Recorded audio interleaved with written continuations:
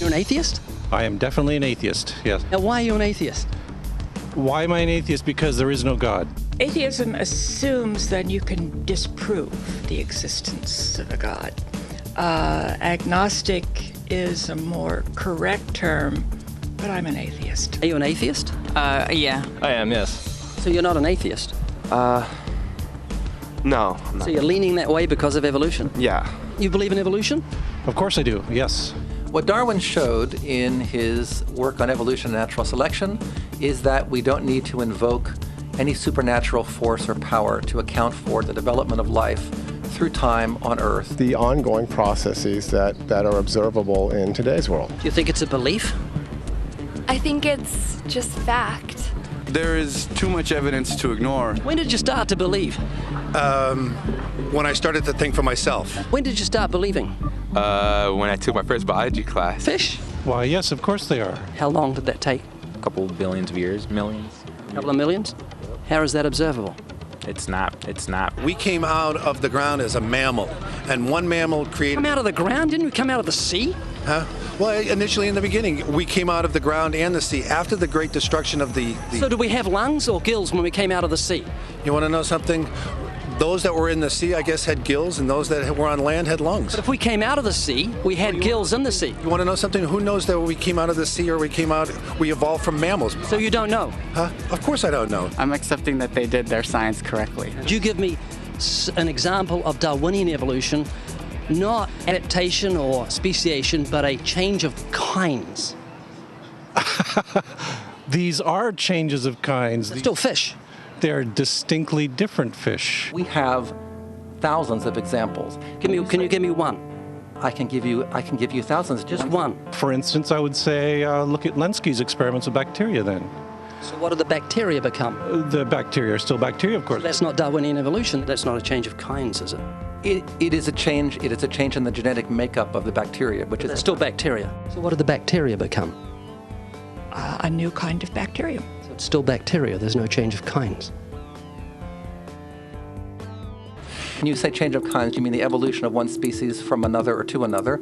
Yes, we have that in action actually in the Galapagos. Could you give me one instance? Yes, we have an example from a group of birds called Darwin's finches. So you take a look at the difference between the finches on the islands that all started out. I mean, that's very, very observable. But that's not Darwinian evolution. There's been no change of kinds. What do the finches become? They become genetically new and anatomically new, recognizably different species. So they're still finches?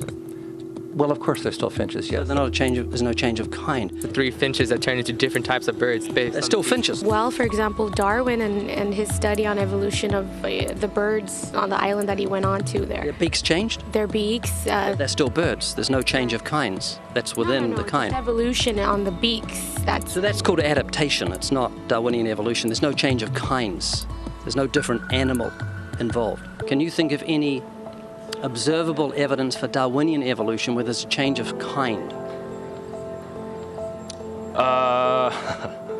Change of kind. Change of kind. I'm gonna have to think about that one a little longer. You give me anything that I can see, observe, and test, which is a scientific method for Darwinian evolution, a change of kinds. Test and observe.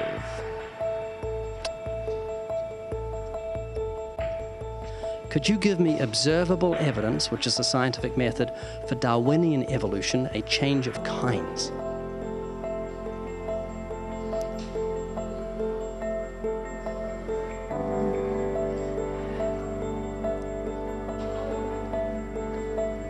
Okay, I gotta think about it. So you want the evidence of it? I cannot, I think.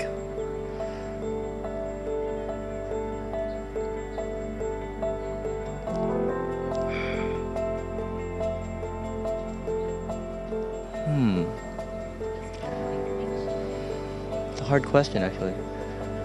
Yes, exactly. You're trusting the biology majors and the biology professors know what they're talking about, and they can't even give me evidence of a change of kinds. Well, then there isn't one. If they don't give it, then I wouldn't say there was.